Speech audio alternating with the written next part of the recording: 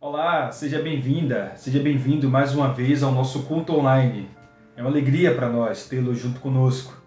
O nosso desejo é que nesse culto, nessa celebração, você se sinta muito à vontade para cantar juntamente conosco, para louvar ao Senhor, para abrir a palavra, para orar. Nosso desejo é que através dessa experiência de culto, você tenha comunhão com o Senhor, que a palavra fale ao seu coração, à sua consciência e produza em sua vida a transformação que o Senhor deseja. Esse é o nosso desejo, essa é a nossa expectativa. Quero te convidar para orar nesse momento. Vamos orar? Deus eterno, bendito, querido Pai, Pai do nosso Senhor Jesus Cristo, mais uma vez nós oramos, invocamos o seu nome bendito para apresentar ao Senhor esse tempo que passaremos juntos. Passaremos esse tempo em culto. Reverentemente nos aproximamos do Senhor com as nossas consciências, com os nossos corações sensíveis e quebrantados, a fim de que cada canção, cada oração, cada experiência desse culto sirva para o louvor da Tua glória, sirva para o bem de todos nós. Que o Senhor abençoe todos os filhos e filhas do Senhor, todos os lares, todos os corações dispostos, sedentos para ouvir a Tua palavra. Que o Senhor nos abençoe, que o Senhor transforme os nossos corações à semelhança do Cristo e que o fruto desse trabalho, fruto desse encontro, seja agradável diante do Senhor e uma bênção para todos nós. Que a Tua graça nos invada os nossos lares nesse exato momento. Essa é a oração que fazemos, Senhor, nosso desejo. E oramos em nome de Jesus, Senhor nosso. Amém. Amém. Celebre o Senhor junto com a gente.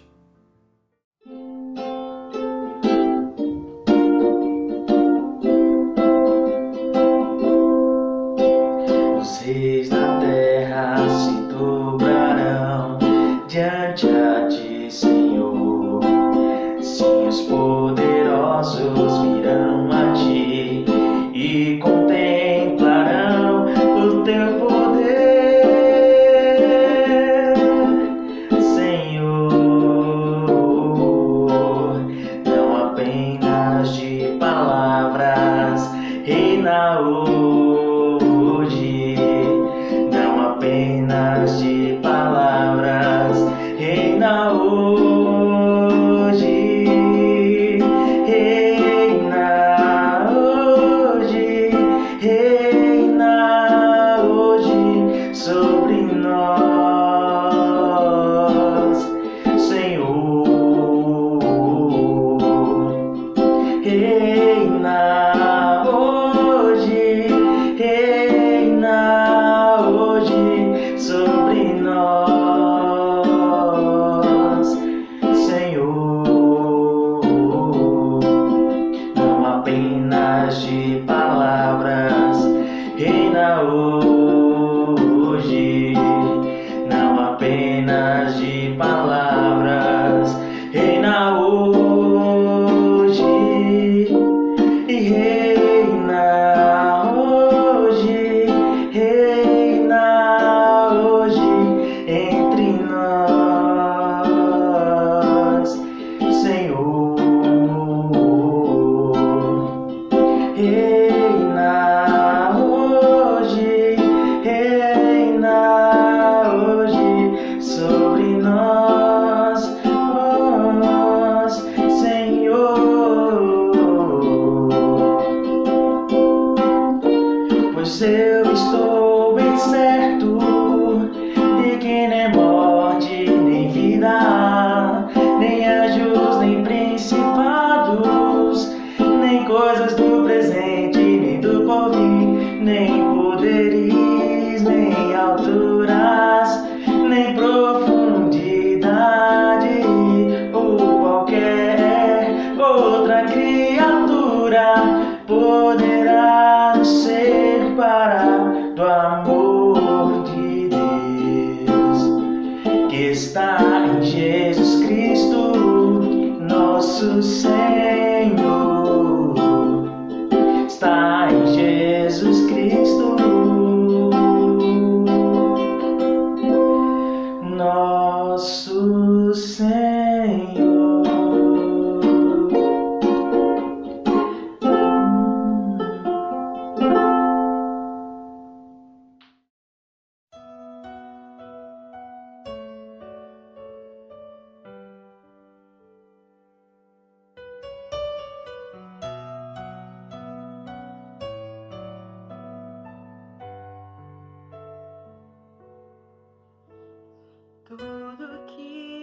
tenho a te ofertar é um quebrantado coração. Eu queria ter muito, muito mais, mas tudo que eu tenho é um quebrantado coração.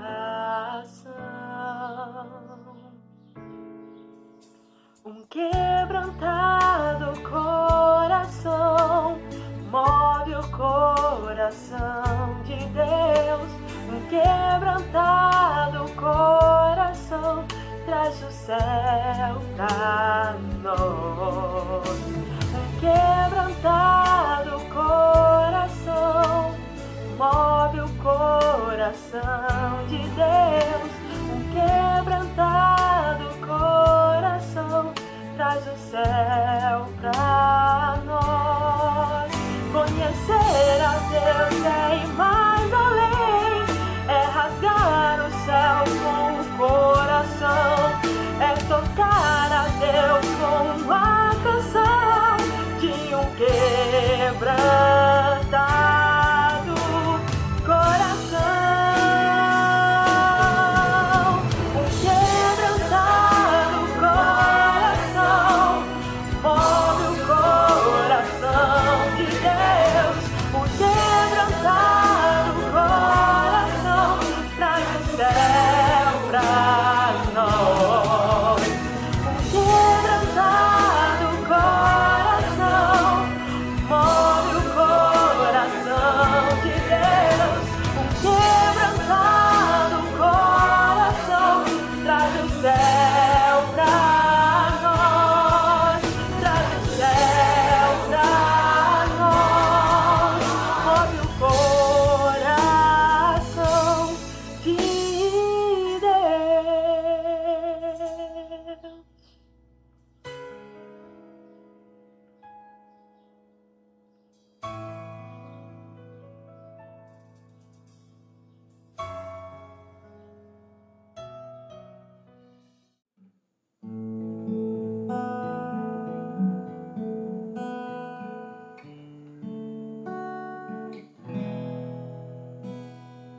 Não vou permitir que o fogo roube a minha alegria.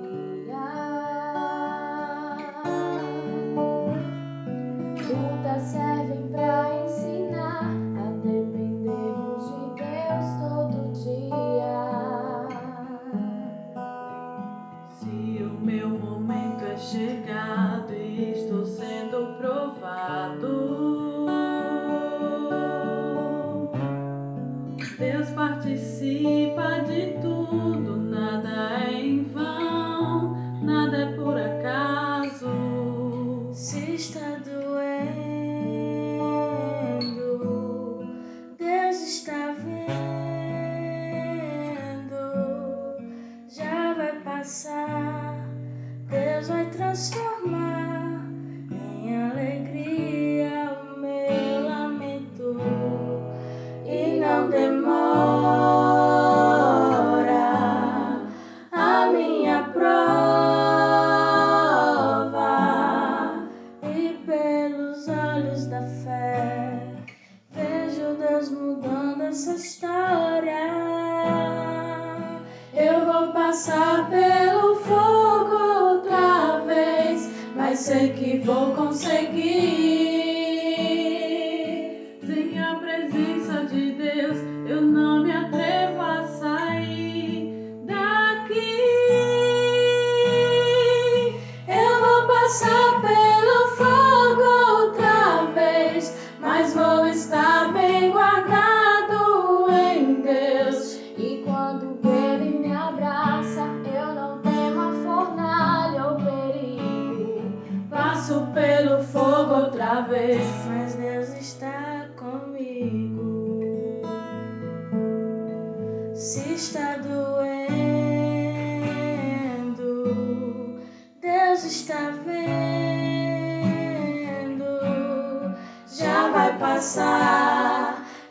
vai transformar em alegria o meu lamento. E não demora a minha prova, e pelos olhos da fé vejo Deus mudando essa história. Eu vou passar pelo fogo outra vez, mas sei que vou conseguir. Sem a presença de Deus, eu não me atrevo a sair daqui. Eu vou passar pelo fogo outra vez, mas vou estar bem guardado em Deus. E quando Ele me abraça, eu não temo a fornalha ou perigo. Passo pelo fogo outra vez, mas Deus está comigo.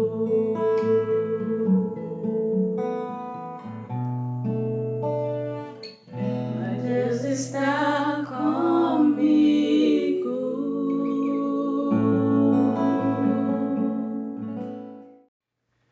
Nós estamos falando sobre esperança. E a afirmação que nós estamos fazendo é que é bom ter esperança. Bom é ter esperança. Nós estamos falando isso diante de um tempo muito conturbado que nós temos vivido.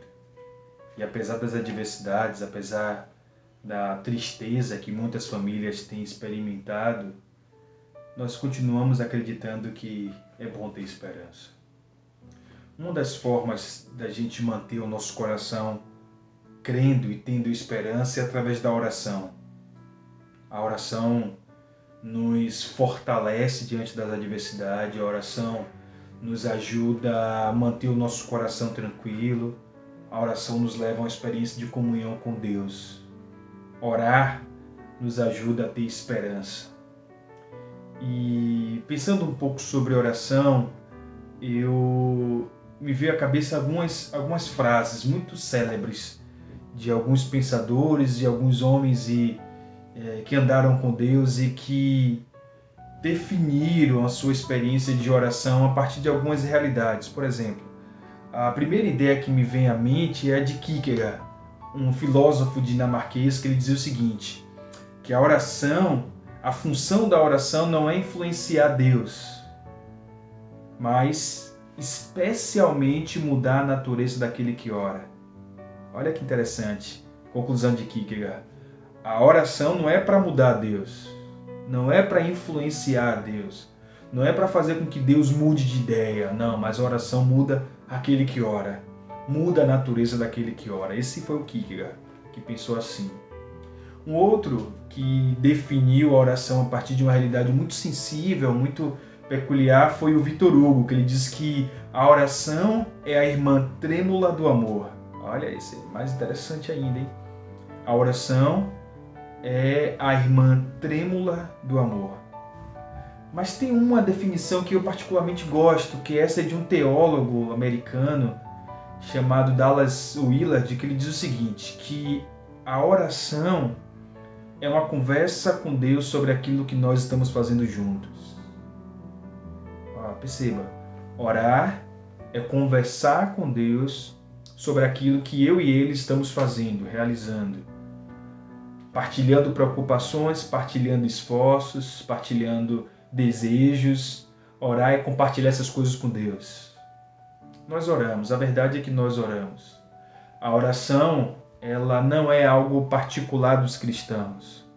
Bem antes dos cristãos, povos, tribos, religiões, práticas de espiritualidade já desenvolvia a oração como uma espécie de transcendência. Orar é transcender.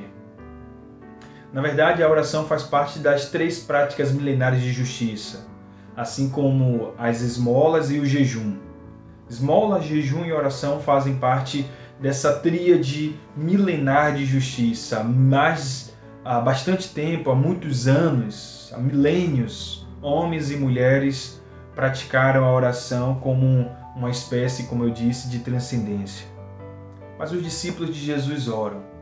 E em um determinado momento da caminhada de Jesus aqui, os seus discípulos perguntaram a ele como é que deveria orar. Como é que eles deveriam orar.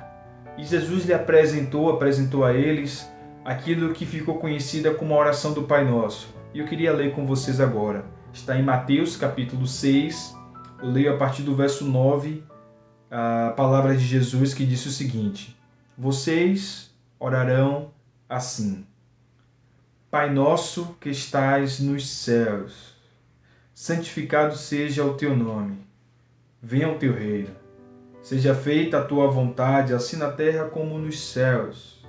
Dá-nos hoje o nosso pão de cada dia. Perdoa as nossas dívidas, assim como nós perdoamos aos nossos devedores. E não nos deixes cair em tentação, mas livra-nos do mal, porque teu é o reino, o poder e a glória para sempre. Amém. Essa é a oração do Pai Nosso, conhecidíssima, talvez dos trechos do Novo Testamento, das Escrituras Sagradas. Esse é o que é mais conhecido, mais difundido. Desde pequeninos, nós ocidentais aprendemos a repetir essa oração do Pai Nosso. Aprendemos, de verdade, sem muita reflexão, decoramos e reproduzimos. A gente vê jogadores de futebol antes de um torneio se reunindo e repetindo a oração do Pai Nosso. A gente vê isso em hospitais, pessoas recitando, às vezes até escrito em algum lugar. Esse trecho ficou muito conhecido, difundido no mundo chamado cristão. Bem, verdade é que aqui não é apenas uma reza, uma súplica a ser repetida. Na verdade, essa oração veio como uma resposta de Jesus aos seus discípulos que pediram: Mestre, ensina-nos a orar. E na tentativa de ensinar os seus discípulos a orar, Jesus disse essas palavras, colocou essa oração. Há quem diga que o que Jesus fez aqui foi colocar a moldura, os pilares de como nós deveríamos orar. O que deveria estar em nossas orações, como deveria ser o coração daquele que ora, o que Deus espera que a gente ora, que a gente deva orar, que a gente de que forma devamos nos aproximar dele em oração. E das muitas formas de estudar esse texto, das muitas possibilidades que ele apresenta, eu suspeito que um dos caminhos da gente aprender ou apreender o que Jesus põe aqui na oração do Pai Nosso são respondendo 3 perguntas. Eu acho que o que Jesus colocou aqui nos ajuda a responder 3 perguntas sobre essa oração e que nos ajuda a manter os nossos corações tendo esperança. A primeira pergunta seria o seguinte: de que forma devemos nos aproximar de Deus, do Deus das nossas orações? Qual é a forma? Eu acho que Jesus respondeu essa pergunta para a gente. Jesus respondeu da seguinte forma: primeiro, Jesus falou que nós deveríamos nos aproximar do Deus eterno, Criador de todas as coisas. Devemos nos aproximar dele em oração, como um pai. O Deus eterno, Jesus falou que ele é um pai. Ele é o nosso pai. E Paulo, escrevendo aos Gálatas, capítulo 4, versículo 6, ele diz o seguinte: e porque vocês são filhos, Deus enviou aos vossos corações o seu Espírito, o Espírito do seu Filho, que clama: Abba, Pai. Abba, Pai. Esse Espírito que habita em nós, habita em mim, habita em você, testifica de que nós nos relacionamos com Deus que é Pai. Deus eterno, em Jesus de Nazaré, se tornou Pai. Pai, Pai nosso. E essa é a segunda forma. Jesus falou que não apenas devemos nos aproximar de Deus como um Pai, mas como um Pai que é nosso, Pai nosso. E aí eu vou a Gálatas de novo, capítulo 3, a partir do verso 26, que Paulo diz o seguinte: porque todos sois filhos de Deus pela fé em Cristo Jesus. Porque todos quanto fostes batizados em Cristo, já vos revestis de Cristo. Nisso não há judeu nem grego, não há servos nem livres, não há macho nem fêmea, porque todos vós sois um em Cristo Jesus. E se sois de Cristo, então sois descendência de Abraão e herdeiros conforme a promessa. Ou seja, o Deus das orações dos cristãos não apenas é Pai, mas é Pai Nosso. É um Pai que não nos pertence, mas é um Pai que acolhe a tantos outros que desejam se aproximar dele como Pai, ele acolhe como Filho.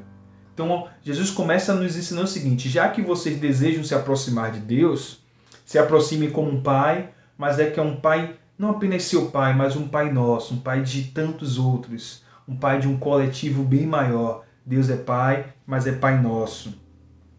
Mas a terceira coisa que Jesus fala sobre Deus e como nós devemos nos aproximar dele, logo de cara, respondendo essa pergunta, como devemos nos aproximar de Deus em oração, é dizendo o seguinte, que ele é Pai nosso, mas ele é um Pai nosso que está nos céus ainda.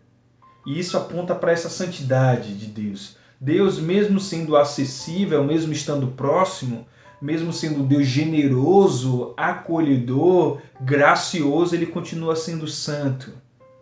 É verdade, o que os profetas dizem para mim e para você é que ainda hoje, diante dele, os anjos cantam: Santo, Santo, Santo. Santo é o Senhor dos exércitos e toda a terra está cheia da sua glória. Ele, por ser acessível, não deixou de ser santo. Por ser gracioso, não deixou de ser puro.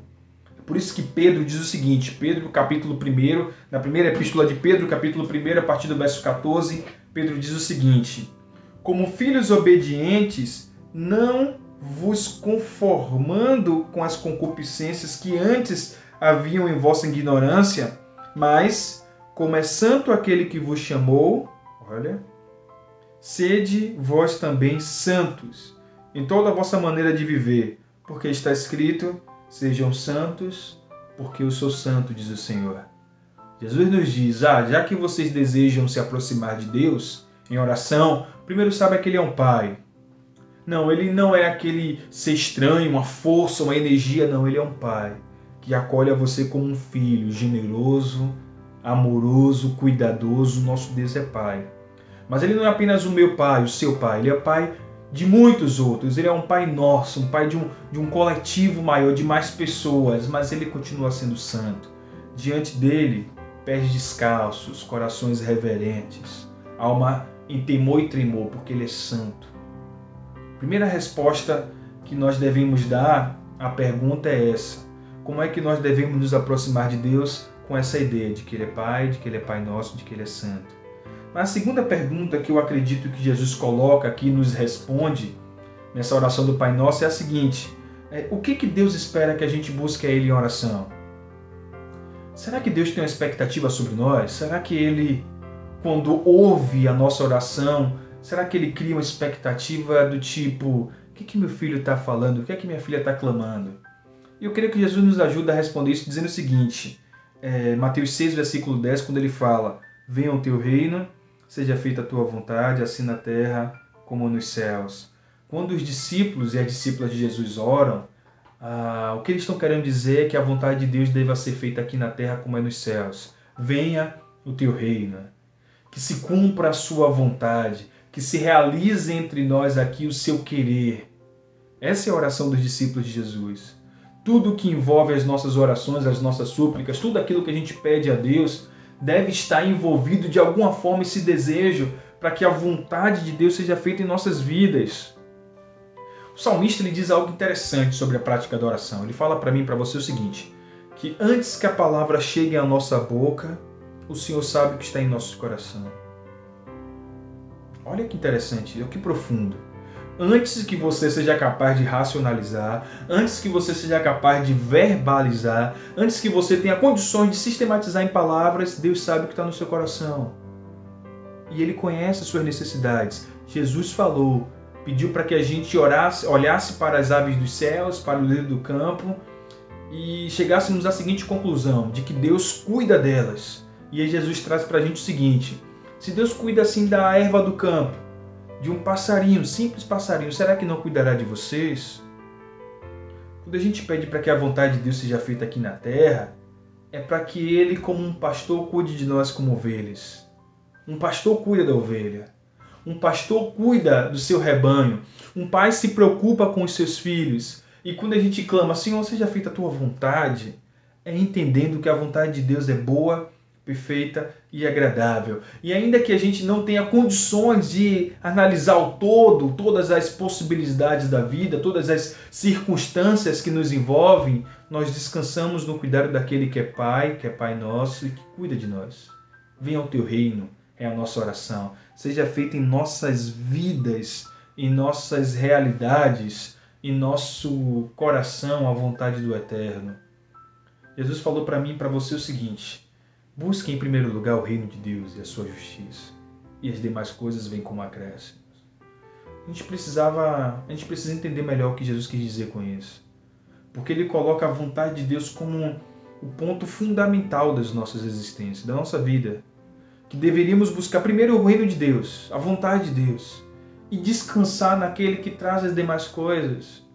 Deveríamos clamar para que Deus realizasse o seu querer em minha vida, em minha família, e descansar sabendo que todas as demais necessidades seriam supridas pelo pastor das nossas almas. O Senhor continua sendo o nosso pastor, e é por isso que Ele deseja que a gente ore: seja feita a tua vontade, seja feita a tua vontade aqui na terra, como a tua vontade é realizada nos céus, plenamente nos céus, que Ele seja realizado aqui em nossos corações. Mas a terceira pergunta é a seguinte: o que nós devemos esperar do Deus das nossas orações? Então veja bem, primeiro é como devemos nos aproximar de Deus. Segunda, o que Deus deseja que a gente clame a Ele. E a terceira pergunta é o que nós devemos esperar de Deus. E aí Jesus nos responde dizendo o seguinte, versículos 11 a 13: o pão nosso de cada dia, o perdão nosso de cada dia e o livramento nosso de cada dia. Porque Jesus fala o seguinte: o pão nosso de cada dia nos dá hoje, perdoa as nossas dívidas, assim como nós perdoamos aos nossos devedores, e não nos induzas à tentação, mas livra-nos do mal. Jesus fala o seguinte: quando nós nos aproximamos de Deus, nós devemos crer que essas três coisas Ele vai nos dar. Primeiro, Ele nos dará tudo o que é necessário para a nossa vida, o pão nosso. Tudo aquilo que precisamos, todas as nossas carências, todas as nossas necessidades serão supridas pelo pastor da nossa alma, porque o pão nosso de cada dia Ele nos dá. Nos dá hoje, nos dará amanhã, nos dará depois de amanhã, porque o Senhor cuida de cada um dos seus. Mas Ele apenas não te dá um pão. Ele não apenas te dá aquilo que você precisa de bens materiais, de necessidades materiais, mas Ele responde a uma ansiedade da sua alma, a um desejo da sua alma, que é a necessidade de perdão, de ser perdoado, de ser justificado. Ele nos dá perdão. O C.S. Lewis fala que aquele que se encontra com Cristo, ele tem a ousadia de andar de cabeça erguida como alguém que foi perdoado. O pastor de nossas almas nos dá perdão. Somos perdoados, lavados e remidos pelo sangue do Cordeiro, regenerados em Cristo Jesus, uma nova criação em Cristo, perdoados. Que devemos esperar de Deus? Um perdão gracioso de um Pai que ama, que não leva em conta os nossos pecados, mas derrama sobre nós a sua graça abundante. Nos trata muito bem essa verdade na parábola dos dois filhos, ou a parábola do pai de amor. Pródigo, como voltou para a casa do pai se sentindo sujo, se sentindo pecador, se sentindo indigno. Mas a graça do pai é muito maior do que tudo que ele pode produzir. A graça dele deu a ele status novamente de filho amado de Deus. Perdoados. Mas ele também nos livra. Ele está conosco todos os dias. Essa é a promessa. Nós vivemos em paz, nós temos esperança, não porque as circunstâncias nos apontam, mas porque nós temos uma promessa. E a promessa é que Ele estaria conosco todos os dias, até a consumação dos séculos. Não são apenas nos dias que você está se sentindo bem, são todos os dias. Não é apenas o dia que você não pecou, você conseguiu vencer o pecado. Todos os dias Ele está com você. Ele está nos dias bons e nos dias maus. Ele está diante das vitórias e das derrotas. Ele está diante da vida e da morte. Ele está contigo todos os dias até a consumação dos séculos, nos livrando, não apenas nos livrando do mal, mas nos livrando também de sermos maus. Ele nos livra. Ele nos livra. E terminaríamos essa reflexão com a seguinte questão: tá bom, mas por que nós devemos ter esperança? E aí Jesus responderia: porque do Senhor é o reino, é o poder e a glória para todos sempre. Todos aqueles que invocam esse Deus todo-poderoso, esse Deus que é dono do reino, esse Deus que vive para todos sempre, tem esperança, porque Ele derrama no coração dos que creem, dos que oram, dos que invocam o seu santo nome. Ele derrama uma esperança tão grandiosa que faz com que esses homens e mulheres vivam não apenas o hoje, mas vivam todos os dias com a certeza de que o Senhor é bom e a sua bondade dura para sempre. E que é amado por um Deus tão grandioso, tão majestoso, tão sublime, mas que ainda assim permite que pessoas tão pequeninas como eu e você se aproximem dele chamando de Pai, Pai nosso que estás nos céus. E Ele, o dono do reino, do poder e da glória, nos acolhe, nos abençoa e nos enche da graça que nos dá esperança. Que Deus te abençoe, que Ele te convide a experiências profundas, intensas e transformadoras de oração, e que ao orar você sinta essa certeza de que você está trabalhando com Deus em prol daquilo que Ele e você ama, em prol daquilo que Ele e você quer que dê certo. Deus te abençoe e tenha uma excelente semana, em nome de Jesus. Fique em paz.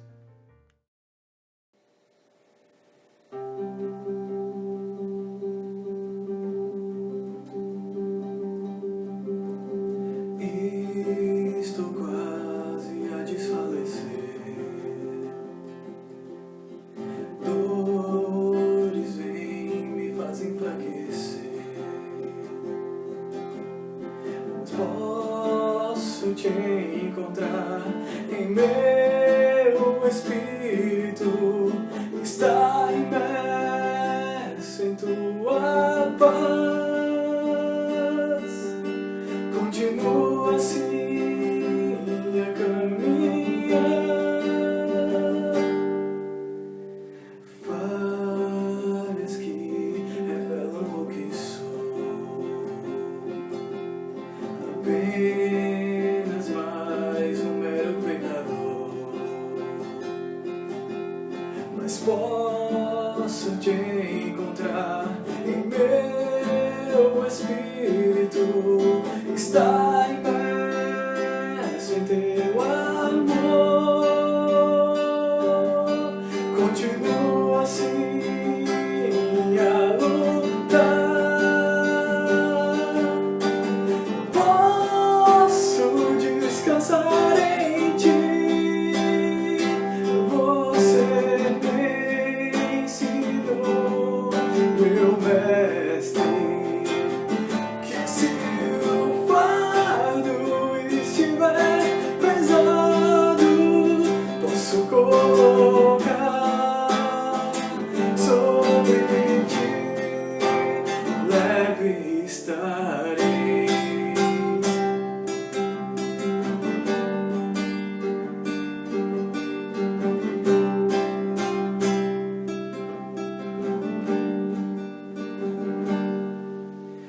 Abro mão de tudo o que sou. Só assim tu poderás crescer.